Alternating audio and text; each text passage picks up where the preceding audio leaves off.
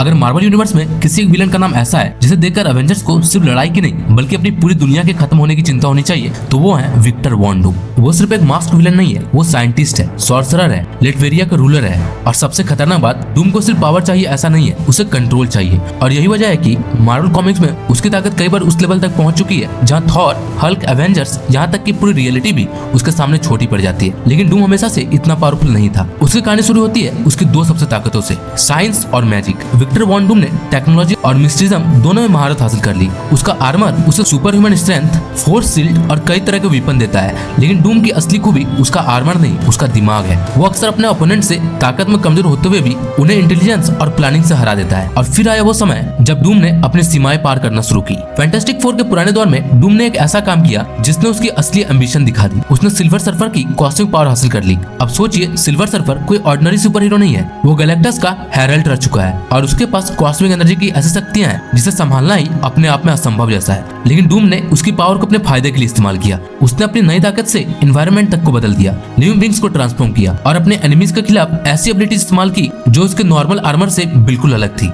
लेकिन डूम की एक कमजोरी हमेशा रही, वो अपनी पावर को कभी पर्याप्त नहीं मानता और यही उसे आगे लेकर गया सीक्रेट वॉर्स तक। 1984 की पहली सीक्रेट वॉर्स स्टोरी लाइन में मार्वल के सबसे पावरफुल हीरोज और विलन्स को बैटल वर्ल्ड नाम की दुनिया में ले जाया गया। इस पूरी सिचुएशन के पीछे था बियॉन्डर, एक ऐसा बीइंग जिसके पावर को समझना लगभग असंभव था। जहां बाकी विलन्स बैटल वर्ल्ड पर अपने एनिमीज से लड़ रहे थे, डूम की नजर किसी और चीज पर थी।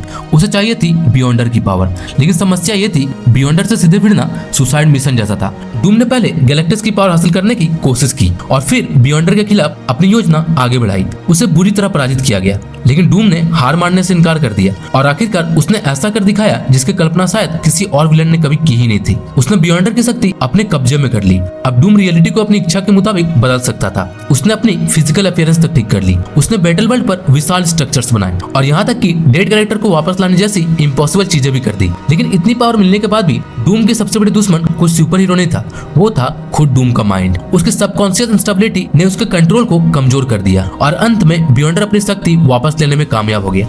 लेकिन डूम की कहानी यही खत्म नहीं हुई। पूरी अर्थ को कंट्रोल करने वाला डूम एक और बेहद डेंजरस एक्सपेरिमेंट किया। इस बार उसका टारगेट था पर्पल मैन। पर्पल मैन की पावर लोगों के माइंड को इन्फ्लुएंस करने से जुड़ी थी।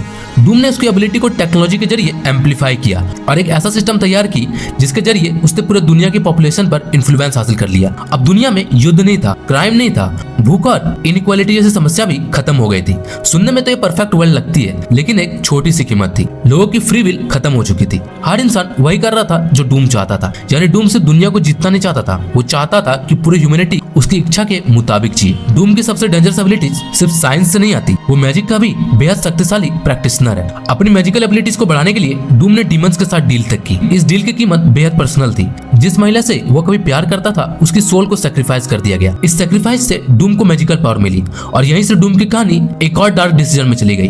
वो सिर्फ टेक्नोलॉजी का मास्टर नहीं रहा, अब उसके पास ऐसे मैजिकल एबिलिटीज भी थी जो उसे सुपरनेचुरल बीइंग्स के खिलाफ खड़ा कर सकती थी। और यही कॉम्बिनेशन डूम को बाकी विलन से अलग बनाता है। अगर कोई इसको टेक्नोलॉजी को काउंटर करे तो उसके पास मैजिक है, और अगर कोई मैजिक को काउंटर कर दे तो उसके पास साइंस है। फिर आया चिल्ड्रंस क्रूसेड का दौर। स्कारलेट विच की reality altering power Marvel universe की सबसे डेंजरस एबिलिटीज में से एक है और डूम ने उसी पावर पर अपनी नजर रखी। वांडा की पावर के पीछे मौजूद लाइफ फोर्स को हासिल करने के बाद डूम की ताकत अचानक बिल्कुल अलग लेवल पर पहुंच गई। उसने खुद दावा किया कि उसकी नई शक्ति बियॉन्डर की शक्ति से भी ज्यादा थी। चाहे उसके इस दावे को पूरी तरह माने या नहीं, एक बात साफ थी, डूम अब सिर्फ अर्थ लेवल थ्रेट नहीं था, वो रियलिटी को प्रभावित करने वाली पावर्स के करीब पहुंच चुका था।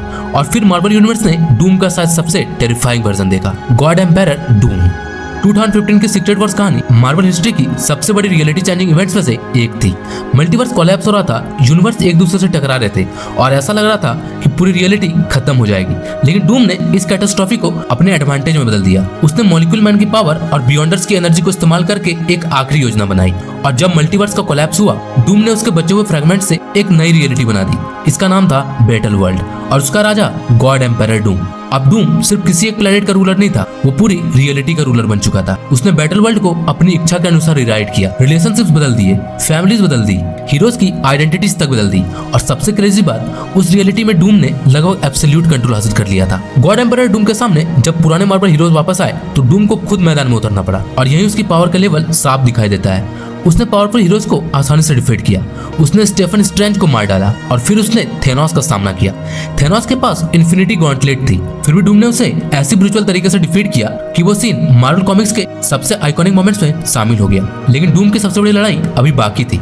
उसका सामना हुआ रीड रिचर्ड्स से और यही उसकी कमजोरी बन गई, क्योंकि रीड डूम की तरह पावर के पीछे नहीं भागता था, वो डूम की साइकोलॉजी को समझता था। अंत में रीड ने डूम की एक्वायर्ड पावर को उससे अलग कर दिया और मल्टीवर्स को दोबारा रिबिल्ड करने का मौका मिला। लेकिन डूम की कहानी यहीं खत्म नहीं होती।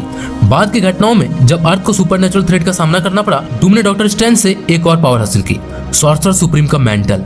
आप सोचिए, जिस व्यक्ति के पास पहले से एडवांस टेक्नोलॉजी है, जो कॉस्मिक पावर्स को इस्तेमाल कर चुका है, जो रियलिटी को मैनिपुलेट कर चुका है, वही व्यक्ति अगर मार्वल यूनिवर्स का सबसे पावरफुल मैजिकल टाइटल में से एक हासिल कर ले तो उसका पावर लेवल कितना डेंजरस होगा।